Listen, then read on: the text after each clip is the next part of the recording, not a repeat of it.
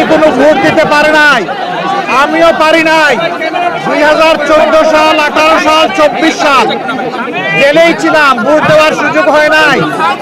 এই তিনটা ভোট হারানোর পরে আজকে আলহামদুলিল্লাহ আল্লাহ তাআলা আমাদেরকে ভোট দেওয়ার সুযোগ দিয়েছেন।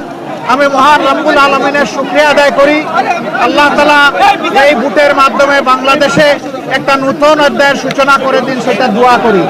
আমি বিশ্বাস করি, শুধু আমি না, বিশেষ করে যুব সমাজ যারা জীবনে একটা ভোটও দিতে পারে নাই, আজকের এই ভোটটার জন্য তারা বড় অপেক্ষায় ছিল। এই ভোটটা শান্তিপূর্ণ হোক, সুষ্ঠু হোক, সন্ত্রাস মুক্ত হোক, দখল মুক্ত হোক এবং সবার কাছে গ্রহণযোগ্য হোক, এটা আমরা দোয়া করি। এই ভোটের মাধ্যমে আগামীতে এমন সরকার গঠিত হোক, যেই সরকার কোনো ব্যক্তি, পরিবার, দলের হবে না, বরঞ্চ যে সরকার হবে 18 কোটি মানুষের, জনগণের সরকার।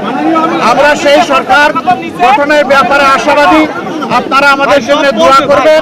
আজকে এই ভোট দিয়ে আমরা এখান থেকে শুরু করলাম, পরবর্তী পর্যায়ে অন্যান্য কেন্দ্রেও যাব, একটু দেখব। আমি আপনাদের সকলের সহযোগিতা চাই।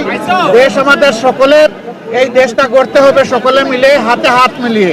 মিডিয়া একটা গুরুত্বপূর্ণ ভূমিকা থাকে, এটা জানেন যে মিডিয়া সমাজের চতুর্থ স্তম্ভ।